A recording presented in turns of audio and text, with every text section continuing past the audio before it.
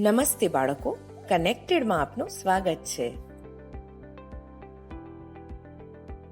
બાળકો, આજે આપણે જે પાઠ ભણવાના છીએ તેનું નામ છે આપના વારસાનું જતન.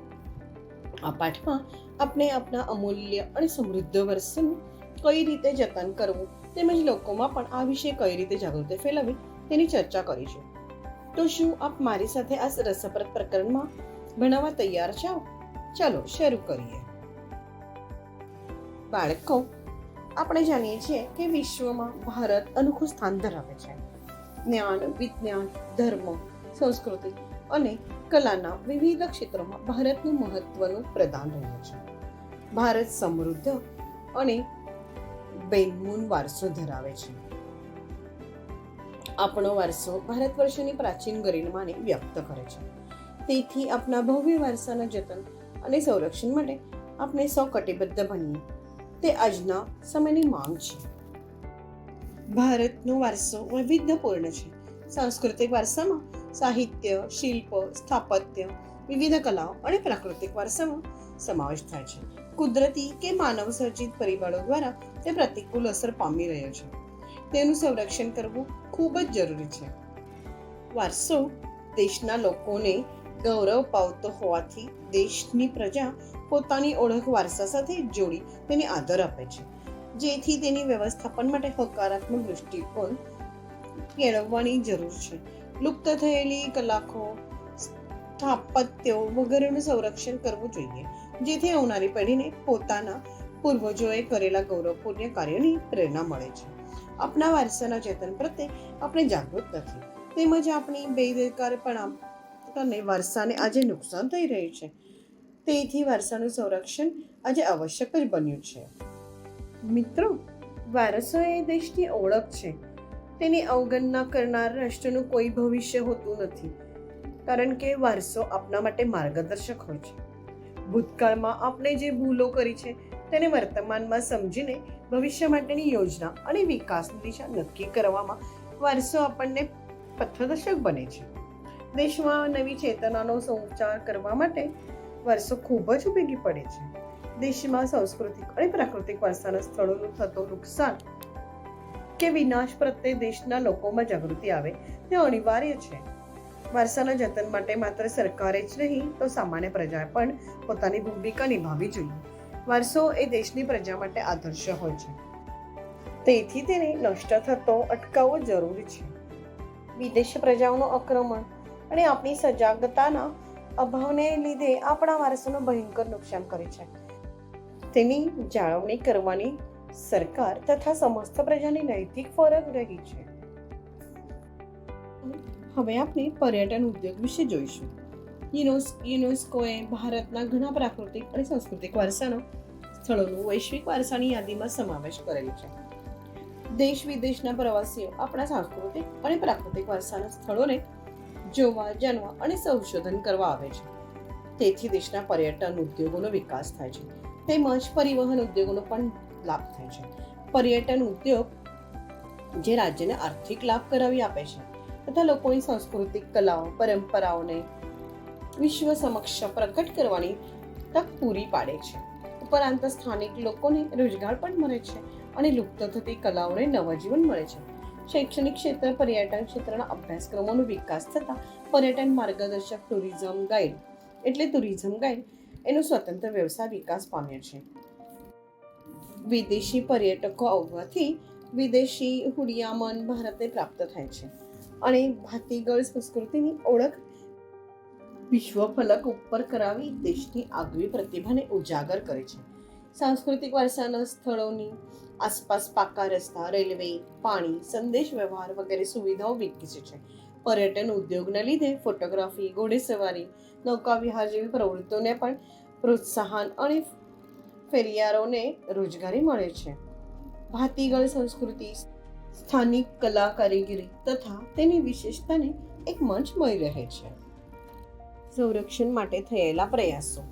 પ્રાકૃતિક વારસાની જાળવણી અને સંરક્ષણ માટે થયેલા પ્રયાસો નીચે મુજબ છે. ઈસ 1972માં ભારત સરકારે ભારતીય વન્યજીવો માટે બોર્ડની રચના કરી. એ અનુસાર વન્યજીવોનું સંરક્ષણ માટે સાધનો પૂરો પાડવા રાષ્ટ્રીય ઉદ્યાન, પક્ષી વિહાર અને પક્ષીઘરોના નિર્માણ માટે સલાહ સૂચન આપવું તથા વન્યજીવોનું સંરક્ષણ પ્રત્યે જાગૃતિ ફેલાવવાની કાર્ય કરે છે. ઈસ 1972માં વન્યજીવોનો લાગતો કાયદો અમલમાં આવ્યો છે. એમાં રાષ્ટ્રીય ઉદ્યાનો, અભયારણ્ય અને સુરક્ષિત વિસ્તારોનો સમાવેશ કરવામાં આવ્યો છે. દેશમાં નવા રાષ્ટ્રીય ઉદ્યાન અને અભયારણ્યની સ્થાપના કરવામાં આવી. વારસાની જાળવણી અને રક્ષણ માટે દેશના કાયદાઓનો વિશાળ પરિપ્રેક્ષ્યમાં મૂકવામાં આવે છે. લુપ્ત તથા વિશિષ્ટ છોડવાઓ અને પશુઓને બચાવવા તેનો વિશેષ રોકી શકાય તે માટે કડક કાયદા બન્યા છે. સરકાર ઉપરાંત વિવિધ સંસ્થાઓ અને સમિતિઓ પણ પર્યાવરણનું અને વન્યજીવોનું સંરક્ષણનું ખૂબ જ ઉપયોગી કાર્ય કરે છે. એમાં ઈસ 1883માં સ્થપાયેલી મુંબઈ પ્રાકૃતિક ઇતિહાસ સમિતિ સૌથી જૂની સંસ્થા છે. હાલમાં ગીર ફાઉન્ડેશન, નેચર ક્લબ વગેરે જેવી સંસ્થાઓ પણ પર્યાવરણ માટે જતનનું ઉપયોગી કાર્ય કરે છે. બાળકો, આપના અમૂલ્ય વારસાને જાળવવા માટે સરકારે બંધારણમાં જોગવાઈએ કરી છે. બંધારણમાં નાગરિકોએ બજાવવાની મૂળભૂત ફરજોમાં વારસાની જાળવણી સમાવેશ કર્યો છે. પ્રાચીન સ્મારકો, પુરાતત્વીય સ્થળો અને અવશેષ સ્થળોની જાળવણી માટેનો કાયદો ભારત વારસા સામે સમયે જે જોખમી અને નુકસાનકારક પરિબળો ઊભા થતા ગયા તેમ વારસાની જાળવણી પ્રયત્નો વધુ થયા છે. વારસાની સાચવણીમાં અનેક વિવિધતાઓ જોવા મળે છે. પુરાતત્વીય વારસાને સુરક્ષિત રાખવા માટે સંસદે 1958માં પ્રાચીન સ્મારકો, પુરાતત્વીય સ્થળો અને અવશેષોને લાગતો કાયદો પસાર કર્યો, જે અનુસાર પ્રાચીન કલાકૃતિઓ, ધાર્મિક સ્થાનકો, ઐતિહાસિક સ્મારકો, પુરાતત્વના સ્થળો અને અવશેષો વગરની જાળવણી કરવાનું સૂચવ્યું છે. પુરાતત્વ ખાતાના કાયદા મુજબ કોઈ પણ ખાનગી વ્યક્તિ, સંસ્થા કે એજન્સી ભારત સરકારની પૂર્વ મંજૂરી વગર કોઈ પણ સ્થળે ખોદકામ એટલે ઉજ્જન કરી શકતા નથી. તેથી છુપી રીતે થતા ખોદકામો અટક્યા છે અને વારસાના સ્થળો આજ દિન સુધી સચવાયેલા રહ્યા છે. એમ જ કેન્દ્ર સરકારે મહત્વના ઐતિહાસિક સ્થળોને રાષ્ટ્રીય સ્મારકો તરીકે જાહેર કર્યા છે. તેની જાળવણીની જવાબદારી પુરાતત્વ ખાતા એટલે ડિપાર્ટમેન્ટ ઓફ આર્કિયોલોજીને સોંપવામાં આવી છે. માત્ર સરકાર દ્વારા કાયદા બનાવવાથી નહીં પરંતુ લોકોએ નૈતિક જવાબદારીથી પણ વારસાની જાળવણી કરવી જોઈએ. પુરાતત્વ ખાતું નષ્ટ થયેલા કે નષ્ટ થવાની તૈયારીમાં હોય તેવા સ્મારકો, સ્થળોનું ચોક્કસ પદ્ધતિએ સમારકામ કરાવે છે. ઇમારતોનું સમારકામ કરતી વખતે કેટલી બાબતો ધ્યાનમાં રાખવી જોઈએ, જેમાં તેનું મૂળ સ્વરૂપ, આકાર, કદ તથા અસલિયત વગેરે જળવાય તે જરૂરી છે.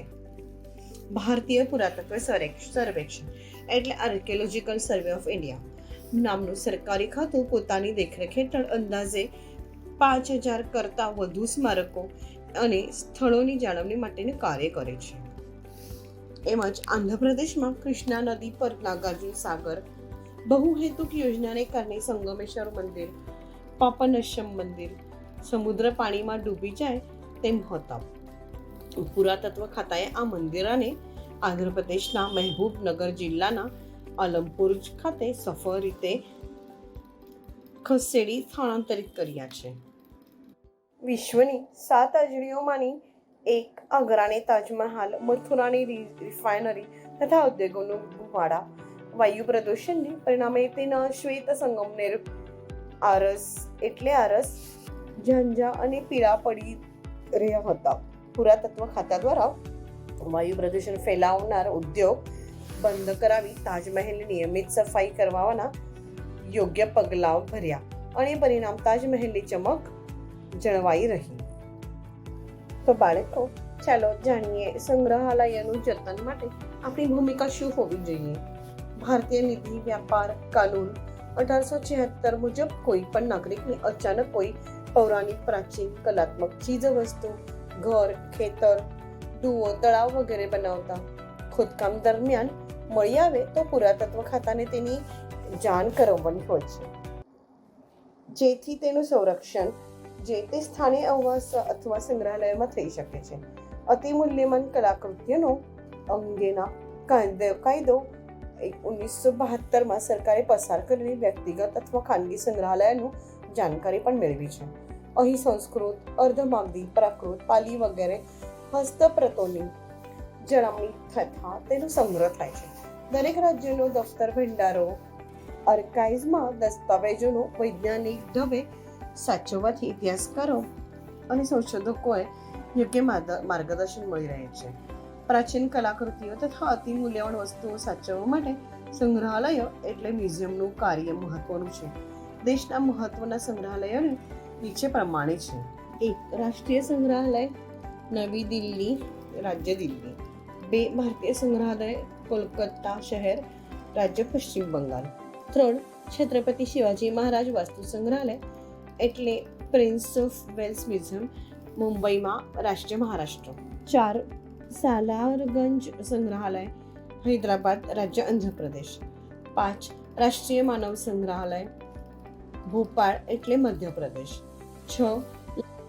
લાલભાઈ દલપત્રા સંગ્રહાલય LD institute of Indology, Ahmedabad એટલે રાજ્ય ગુજરાત. શ્રી મહાવીર જૈન આરાધના કેન્દ્ર, કોશા, ગાંધીનગર, રાજ્ય ગુજરાત. શ્રી ચંદ્રાચાર્ય ગ્રંથાલય, પાટના, રાજ્ય Gujarat. Vadodara museum of picture gallery, Vadodara, રાજ્ય ગુજરાત. પ્રવાસન સ્થળોની સ્વચ્છતા અને જતન માટે કેન્દ્ર અને રાજ્ય સરકારો મહત્વનું પગલાં લઈ રહ્યા છે અને તેના પરિણામે પ્રવાસન સ્થાનો પર સ્વચ્છતા અને ચોકસાઈની જતન માટે વિશેષ આયોજન કરવામાં આવ્યું છે. દેશ વિદેશના પ્રવાસીઓનું ઐતિહાસિક, ધાર્મિક મહત્વ ધરાવતા પ્રવાસન સ્થળોમાં વિશેષ રુચિ હોય છે. તેથી આપણી સરકાર આવા સ્થળોની જાળવણી માટે ચિંતિત છે. પ્લાસ્ટિકનો ઉપયોગ ન કરવો જોઈએ. પ્રવાસન સ્થળો જે કે જાહેર સ્થળો કચરો ગમે ત્યાં ન ફેંકતા કચરા પેટીમાં જ નાખવો જોઈએ. ઐતિહાસિક સ્મારકો એના પર બિનજરૂરી લખાણ કે ચિત્રો દ્વારા તેને નુકસાન પહોંચાડવું ન જોઈએ. ગંદકીનો યોગ્ય નિકાલ કરવો જોઈએ. પાન કે ગુટખો ખાઈને ગમે ત્યાં થૂંકવા જોઈએ નહીં. પ્રાચીન સ્થળોની આસપાસ પ્રદૂષણ કરવું જોઈએ નહીં.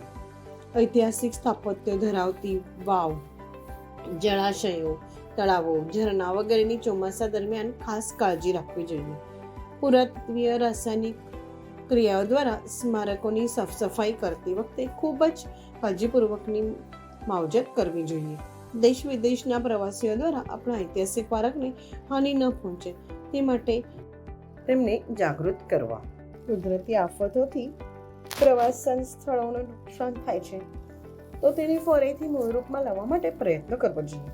આપણે સમજવું પડશે કે પ્રવાસન સ્થળોનું સૌંદર્ય, સ્વચ્છતા અને જતન આપણા દેશને વિશ્વમાં ખ્યાતિ અપાવે છે તથા દેશની સમૃદ્ધિ બક્ષે છે. ભૂતકાળના વારસા ન આવે તે રીતે આધુનિક વિજ્ઞાન અને ટેકનોલોજી સહાય તેનું જતન કરવું જોઈએ. વિશ્વની અતિ પ્રાચીન સંસ્કૃતિઓ પૈકીની એક ભારતીય સંસ્કૃતિ સમૃદ્ધ અને વૈવિધ્યભર વારસો ધરાવે છે. ભારતની વિવિધતા જ વિશ્વના તેની વિશિષ્ટ ઓળખ છે. વિવિધ જાતિઓ, જ્ઞાતિઓ, ધર્મો, રીતિ રિવાજો, સંસ્કૃતિઓ, ભાષાઓ વગેરેનું સમન્વય ભારતમાં થયો છે. ભારત વૈવિધ્ય ધરાવતો હોવા છતાં એ ભાતીગળ સંસ્કૃતિનું સર્જન કરી શકે છે. ભારતે વસુધૈવ કુટુંબકમની ભાવનાને વિશ્વમાં સાકાર કરી છે. આખી દુનિયા એક વિશાળ કુટુંબ છે. આ ભાવના ભારતમાં વેદકાળથી પ્રચલિત છે. અમને ચારે દિશાઓમાંથી સારા અને શુભ વિચારો પ્રાપ્ત થયો અને ઋગ્વેદોનો સંદેશ ભારતીય સંસ્કૃતિની વિશાળતા અને વિવિધતામાં એકતા એનું વ્યાપકતાનું દર્શન કરાવે છે. ભારતે ધાર્મિક સહિષ્ણુતાનો પ્રસાર વિશ્વમાં કર્યો છે. સ્વામી વિવેકાનંદ શિકાગો એટલે અમેરિકામાં મળેલી વિશ્વ ધર્મ પરિષદમાં કહ્યું હતું કે મને કહેતા ગર્વ થાય છે કે જે ધર્મનો હું પ્રતિનિધિ છું એ ધર્મ જગતની સહિષ્ણુતા અને વિશ્વ બંધુત્વના પાઠ શીખવ્યા છે. ભારત એક સાંપ્રદાયિક દેશ છે અને ધર્મની દૃષ્ટિએ ભારત સંસારના પ્રમુખ ધર્મનું સંમિશ્રણની ભૂમિ રહ્યું છે. હિન્દુ, બૌદ્ધ, જૈન, પારસી, ઇસ્લામ, ઈસાઈ આ બધા ધર્મોનો ભારતીય સંસ્કૃતિ પર પ્રભાવ જોવા મળે છે. પ્રાચીન ભારતના જ્યોતિર્ધારાએ પણ ભારતની એકતા પર ભાર મૂકી સમગ્ર દેશને ભારત વર્ષે એવું વિશાળ નામ આપ્યું હતું. પવિત્ર ગણાતી 7 નદીઓનો સમાવેશ ભારતમાં રચાયેલી પ્રાર્થનામાં પણ થયો છે. ઋષિમુનિઓ, સૂફી સંતો, સ્વામી વિવેકાનંદ, દયાનંદ સરસ્વતી અને મહાત્મા ગાંધી જેવા યુગ પુરુષોએ હંમેશા શાંતિ, સમન્વય અને વિશ્વ બંધુત્વની વાતો પર ભાર મૂક્યો છે. વિવિધતામાં એકતા એ ભારતીય સંસ્કૃતિની આગવી વિશેષતા છે.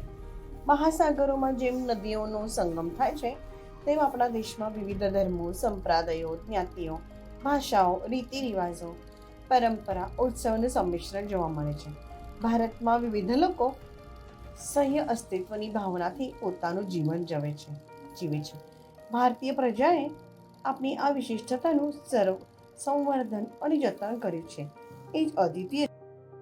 હવે આપણે આ પાઠ પર આધારિત કેટલાક પ્રશ્નોનો અભ્યાસ કરીશું. આપણા વારસાના જતન તથા સંરક્ષણની આવશ્યકતા જણાવો. 2. ઐતિહાસિક સ્મારકોનું સમારકામ કરતી વખતે ધ્યાનમાં રાખવું જેવી બાબતો જણાવો. 3. પ્રવાસન સ્થળોની સ્વચ્છતા અને જતન વિશે તમારા મંતવ્ય લખો. 4. પર્યટન ઉદ્યોગથી થતા લાભ દર્શાવો. 5. આપણા વારસાને લોકો કઈ રીતે નુકસાન પહોંચાડે છે. ભારતીય પુરાતત્વ સર્વેક્ષણ શું કાર્ય સંભાળે છે. સ્વામી વિવેકાનંદ વિશ્વ ધર્મ પરિષદ ધર્મ વિશે હતા શું કહ્યું હતું. ચાલો તો આપણે હવે તેના જવાબ જોઈએ. 1. વારસો એ દેશની ઓળખ છે. તેની અવગણના કરનાર રાષ્ટ્રનું કોઈ ભવિષ્ય હોતું નથી, કારણ કે વારસો આપણા માટે માર્ગદર્શક હોય છે. ભૂતકાળમાં આપણે જે ભૂલો કરી છે તેને વર્તમાનમાં સમજીને ભારતીય ભવિષ્ય માટેની યોજના અને વિકાસની દિશા નક્કી કરવામાં વારસો આપણને પથદર્શક બને છે. દેશમાં નવી ચેતનાઓ સંચાર કરવામાં વારસો ખૂબ જ ઉપયોગી છે. 2. ઐતિહાસિક સ્મારકો, શિલ્પ, સ્થાપત્યો, કલાકારીગીરીના નમૂનાઓ એકવાર નષ્ટ થયા પછી તેની મૂળ સ્થિતિમાં આવી શકતા નથી, માટે તેનો નાશ ન થવો દેવાય. તે મૂળ સ્થાનેની બીજે ન જાય તેનું ધ્યાન રાખવું જોઈએ. પ્રવાસન સ્થળોનું સૌંદર્ય, સ્વચ્છતા અને જતન આપણા દેશમાં વિશ્વની ખ્યાતિ અપાવે છે તથા દેશને સમૃદ્ધિ બક્ષે છે.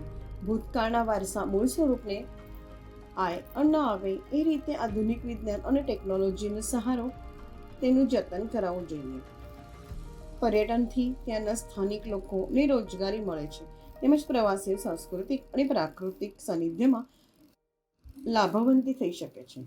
વળી વિદેશી પ્રવાસીઓથી ભારતને વિદેશી હુડિયામણ પણ પ્રાપ્ત થાય છે. આમ પર્યટનથી આર્થિક, સામાજિક, શૈક્ષણિક અને સાંસ્કૃતિક લાભો મળે છે. ભારતીય પુરાતત્વ સર્વેક્ષણ પોતાની દેખરેખ હેઠળ અંદાજે 5000 કરતાં વધુ સ્મારકો અને સ્થળોની જાળવણી માટેનું કાર્ય કરે છે. 6. આપણા વારસને લોકો લખંડે ચૈત્રી દ્વારા કચરો ફેંકીને, પ્રદૂષણ ફેલાવીને, થૂંકીને તેમજ આની રીતે ગંદકી ફેલાવીને નુકસાન પહોંચાડે છે.